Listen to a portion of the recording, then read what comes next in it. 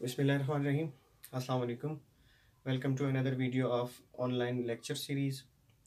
आज हम स्टार्ट करने जा रहे हैं अपना सेकंड लेक्चर हमारे ऑनलाइन सीरीज़ का है। तो प्रीवियस लेक्चर में हमने बायोडाइवर्सिटी चैप्टर को स्टार्ट किया था। This is the third chapter of our book. तो प्रीवियस टॉपिक में हमने बेसिकली बायोडाइवर्सिटी को पढ़ा था, ऑर्गेनिजम्स की अमाउंट को पढ़ा था कि कितने टाइप के ऑर्गेनिजम्स थे हमारे पास। अबाउट 10 मिलियन स्पीशीज़ थी हमारे पास डिफरेंट काइंड। उनमें 1.5 हमारे पास एनिमल्स थे और 0.5 जो हमारे पास थे वो प्लांट्स थे। उसके बाद हमने डिफरेंट ऑर्गेनिजम्स के बारे में बात किया। हमने क्लासिफिकेशन के बारे में बात की। हमने क्लासिफिकेशन को डिफ़ाइन किया था कि the division of organisms into groups and सब ग्रुप्स, इसको हम क्लासिफिकेशन कहते थे। अब हम ये देखते हैं कि आप लोगों की बुक में एक टर्म लिखी हुई है कि टेक्सोनोमिक हायरार्की की हम बात करते हैं। इससे पहले हम लोगों ने पढ़ा था कि ऑर्गेनिज्म की क्लासिफिकेशन का जो एम है उसको हम 2 पॉइंट की बेस पे डिस्क्राइब करते थे। पहला क्या था कि division of organism on the basis of their similarities and differences. दूसरा पॉइंट हमारे पास था कि हम उनकी एवोल्यूशनरी हिस्ट्री को भी चेक करते हैं, तब हमारे पास क्लासिफिकेशन का क्राइटेरिया पूरा होता है। अब हम ये देखते हैं कि क्लासिफिकेशन को प्रोसीड करने के लिए हमारे पास कौन कौन से स्टेप्स होने चाहिए, कौन कौन से बेसिक ऐसे पॉइंट होने चाहिए कि किसी भी ऑर्गेनिज्म को क्लासिफाई करने के लिए जो अहम होते हैं। अब हम बात करते हैं टेक्सोनोमिक हायरार्की की। टेक्सोनोमिक हायरार्की मतलब कि ऑर्गेनिज्म को डिवाइड करने का स्टेप बाय स्टेप जो प्रोसेस होता है उसे हम टेक्सोनोमिक हायरार्की कहते हैं। जैसे हम किंगडम की बात की थी हमने कि किंगडम सबसे बड़ा टेक्सा है। उसके बाद ये मतलब एक ऑर्गेनिजम्स है हमारे पास, तो उनकी जो एक बड़ी क्लास है, for example kingdom Animalia, kingdom Plantae, ये किंगडम्स हैं, टेक्सा है। तो हम इनको ऑर्गेनिज्म को स्पेसिफाई करते हैं स्टेप बाय स्टेप। हम उसको उसकी आइसोलेशन का जो प्रोसेस होता है वो हम इस ऑर्डर को फॉलो करके किसी भी ऑर्गेनिज्म को क्लासीफाई कर सकते हैं। सबसे पहले किंगडम, फाइलम, फिर उसके बाद क्लास, फिर हम उसका ऑर्डर देखते हैं, फिर हम उसकी फैमिली देखते हैं, फिर जीनस एंड स्पीशी। स्पीशी सबसे बेसिक यूनिट है क्लासिफिकेशन का ये बेसिक यूनिट है। स्पीशी की हमने डेफिनेशन फर्स्ट चैप्टर में पढ़ी थी, आप लोगों को अगर याद हो तो। उसमें क्या होता है कि species the group of same organism which can interbreed among themselves and produce fertile offsprings. Means के ऐसे जानदार या ऐसे जानदारों का ग्रुप जो अपने जैसे ही बच्चे पैदा कर सकते हैं। मीन्स कि उनकी सिमिलैरिटीज और डिफरेंसेस एक जैसे होंगे। ठीक है। अब फॉर एग्जांपल अगर हम स्पीशी की बात करते हैं कि स्पीशी में जो सिमिलर ऑर्गेनिजम्स होते हैं वो काउंट नहीं किए जाते। जस्ट लाइक अगर हम दो सिमिलर ऑर्गेनिजम्स का क्रॉस करवाते हैं, जस्ट लाइक आप कह सकते हैं, हम एग्जांपल लेते हैं मेल डोंकी और फीमेल हॉर्स की एग्जांपल लेते हैं। अगर हम नेचुरली तो वो क्रॉस नहीं होता उनका, अगर हम आर्टिफिशियली तौर पे उनका एसेक्सुअल रिप्रोडक्शन काउंट किया जाता है। अगर हम उनका क्रॉस करवा लें तो उनके जो ऑफस्प्रिंग्स पैदा होंगे वो फर्टाइल नहीं होंगे। उसकी एग्जांपल मोल, जिसे हम खच्चर कहते हैं, मॉल जो है खच्चर है, लेकिन उसकी ये एबिलिटी है कि वो मीन्स कि उसके अंदर ये एबिलिटी नहीं है कि वो अपने पेरेंट्स की तरह अपनी जनरेशन को कंटिन्यू कर सके। तो ये एसेक्सुअल रिप्रोडक्शन है, तो ये स्पीशी की डेफिनेशन को कंप्लीट नहीं कर रहा। ठीक है। ये हमारे पास टेक्सोनोमिक हायरार्की एक लैडर लाइक स्ट्रक्चर बनता है कि हम ऑर्गेनिज्म को आइसोलेट कर रहे हैं, मीन्स कि उसकी क्लासिफिकेशन कर रहे हैं कि ग्रुप ऑफ ऑर्गेनिज्म में से उसे आइसोलेट करके अलग उसको एक्सप्लेन कर रहे हैं। ये टेक्सोनोमिक हायरार्की है हमारे पास। फिर हम ये देखते हैं कि डिफरेंट साइंटिस्ट ने इस पे काम किया कि प्रॉपर कोई एक ऐसा सिस्टम हो कि जिसके जरिए हम ऑर्गेनिज्म को क्लासिफाई कर सकें, या 10 मिलियन या जितने भी हमारे पास अप्रोक्सीमेटली नॉन ऑर्गेनिजम्स थे उनकी क्लासिफिकेशन के लिए एक प्रॉपर मेथड डेवलप किया जाए। फिर साइंटिस्ट का वर्क आप लोगों की बुक में लिखा हुआ है। सबसे पहले हम हिस्ट्री ऑफ क्लासिफिकेशन में डिस्कस करने जा रहे हैं एरिस्टोटल के वर्क को। Aristotle was a Greek philosopher. उसने क्या काम किया था, उसने सबसे पहले जितने भी नॉन ऑर्गेनिजम्स थे हमारे पास उनको 2 किंगडम सिस्टम में क्लासिफाई किया था। सबसे पहला किंगडम प्लांटी, किंगडम एनिमिलिया, और दूसरा किंगडम प्लांटी था। जितने भी ऑर्गेनिजम्स थे उनको 2 किंगडम सिस्टम में क्लासिफाई किया। सो द 2 किंगडम सिस्टम जो है वो सबसे ओल्डेस्ट सिस्टम था। उसके बाद मुस्लिम साइंटिस्ट था अबू उस्मान। उसने क्या किया, उसने टोटल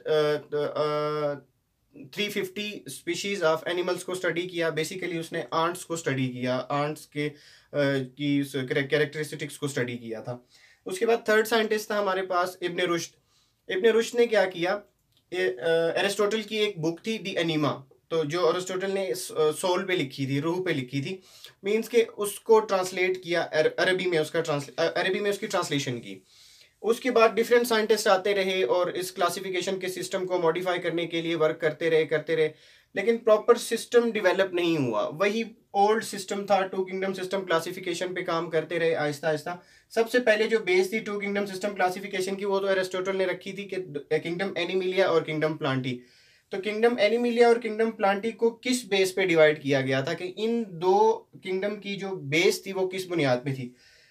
किंगडम प्लांटी और किंगडम एनिमिलिया में ऐसे ऑर्गेनिजम्स थे, किंगडम प्लांटी की पहले हम बात करते हैं कि किंगडम प्लांटी में ऐसे ऑर्गेनिजम्स को प्लेस किया गया जो अपनी खुराक खुद बना सकते थे, ठीक है। सेकंड पॉइंट क्या था कि वो किसी पे डिपेंडेबल नहीं थे, ठीक है, और एनर्जी स्टोरेज का प्रोसेस था उनमें, तो वो ऑटोट्रॉफिक थे, मींस के सारा कुछ अपना खुद करते थे, अपनी खुराक खुद बना सकते थे, ठीक है, किसी पे डिपेंडेबल नहीं थे। ये एक अलग ग्रुप हो गया, इसको किंगडम प्लांटी का नाम दे दिया गया। उसके बाद रिमेनिंग ऐसे ऑर्गेनिजम्स थे जो अपनी खुराक खुद नहीं बना सकते थे, ठीक है। सेकंड क्या था कि वो डिपेंडेबल थे दूसरों पे, ठीक है। उसके अलावा उनके अंदर फोटोसिंथेसिस का प्रोसेस नहीं था, जस्ट लाइक प्लांट्स के अंदर होता है कि वो फोटोसिंथेसिस के जरिए अपनी खुराक खुद बनाते हैं, किसी पे डिपेंडेबल नहीं होते। इसी तरह एनिमल्स में ये प्रोसेस नहीं था, ये टोटली डिपेंडेबल थे प्लांट्स पे। तो ऐसे ऑर्गेनिजम्स को किंगडम एनिमिलिया में काउंट किया गया। तो उसके बाद दो किंगडम सिस्टम क्लासिफिकेशन कंप्लीट नहीं था, इसमें भी कुछ लिमिटेशंस थी।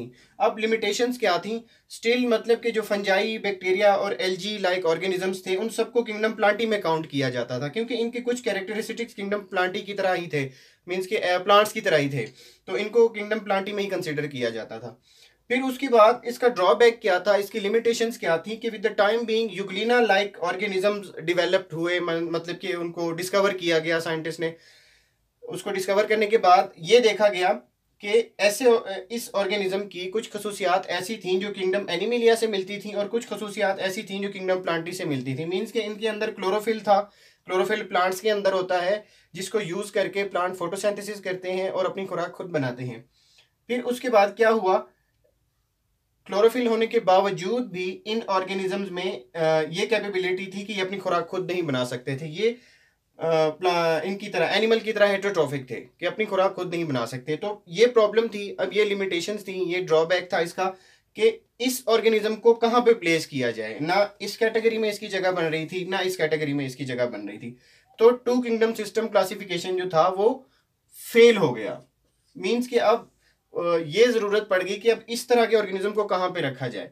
तो थ्री किंगडम सिस्टम की बेस रखी गई, किंगडम एनिमिलिया और किंगडम प्लांटी तो पहले थे हमारे पास, अब किंगडम इसको मॉडिफाई किया गया, इसी सिस्टम को थोड़ा सा मॉडिफाई किया। इन 1866 एक साइंटिस्ट था एर्नस्ट हैकेल, उसने थर्ड किंगडम सिस्टम की बुनियाद रखी। सबसे पहले उसने क्या किया कि तीसरे किंगडम की बुनियाद रखी, और युगलिना लाइक जितने भी ऑर्गेनिजम्स थे, मीन्स के जिनमें एनिमल प्लांट लाइक कैरेक्टरिस्टिक्स भी थे और एनिमल लाइक भी थे, उनको एक अलग किंगडम में प्लेस किया, किंगडम प्रोटेस्टा में। किंगडम प्रोटेस्टा की बुनियाद रखी गई। तो ये तीन किंगडम सिस्टम की बात चल रही है अब। तो उसके बाद लेकिन इस किंगडम सिस्टम की भी कुछ लिमिटेशंस थी, मींस के बैक्टीरिया और एल्जी को किंगडम प्रोटेस्टा में रखा गया, लेकिन फिर बात ये थी कि अब फंजाई स्टिल जो थी वो किंगडम प्लांटी का हिस्सा थी, ठीक है। किंगडम प्लांटी में प्लेस करने के बाद, क्योंकि फंजाई को कंसीडर किया जाता था कि ये प्लांट लाइक एनिमल, मींस कि ये प्लांट लाइक कैरेक्टरिस्टिक्स बेयर करता है, और जो है इसमें प्लांट्स की तरह मींस के क्लोरोफिल भी नहीं है, और इसकी सेल वाल है, लेकिन सेल वाल जो है इनकी सेलुलोज से नहीं बनी हुई, और फंजाई की जो सेल वाल है वो काइटिन से बनी हुई है। स्टिल अब ये प्रॉब्लम थी कि फंजाई को कहाँ पे रखा जाए, क्योंकि फंजाई जो है वो कंसीडर होती थी कि प्लांट लाइक है, लेकिन इसका मोड ऑफ न्यूट्रिशन भी प्लांट्स की तरह नहीं है, क्योंकि प्लांट्स जो है वो ऑटोट्रॉफ हैं और इनमें क्लोरोफिल होता है, लेकिन फंजाई में क्लोरोफिल नहीं था। फंजाई का मोड ऑफ न्यूट्रिशन अलग था, एब्जॉर्बेटिव था, कि फंजाई जो है मींस के एंजाइम सिक्रीट करके मटेरियल को डाइजेस्ट करती है, डेड मटेरियल को डाइजेस्ट करने के बाद उसमें से अपने फूड सोर्स को या न्यूट्रिएंट्स को एब्जॉर्ब करती है। तो इसका मोड ऑफ न्यूट्रिशन बाकी प्लांट से डिफरेंट था। अब ये प्रॉब्लम थी, ये लिमिटेशंस थी कि इस प्रॉब्लम को कैसे सॉल्व किया जाए। उसके बाद ये भी एक प्रॉब्लम थी जो ना टू किंगडम सिस्टम में डिस्कस की गई थी ना थर्ड किंगडम सिस्टम में, उन्होंने ये नहीं बताया था कि प्रोकैरियोटिक और यूकैरियोटिक सेल्स का डिफरेंस, या एनिमल्स कुछ ऐसे थे जो प्रोकैरियोटिक थे, कुछ यूकैरियोटिक थे। इस पे किसी ने डिस्कशन नहीं की, इस पॉइंट को किसी ने सॉल्व नहीं किया कि किंगडम सिस्टम की ये क्लासिफिकेशन का जो प्रोसेस है, अगर उसको देखा जाए कि कुछ ऑर्गेनिजम्स ऐसे भी हैं, प्रोकैरियोट्स भी हैं और यूकैरियोट्स भी हैं, इस पॉइंट की बेस पे क्लासिफिकेशन नहीं की गई थी, तो स्टिल ये भी एक प्रॉब्लम थी। तो इन सारी लिमिटेशंस को सॉल्व करने के लिए 5 किंगडम सिस्टम क्लासिफिकेशन को प्रपोज किया गया।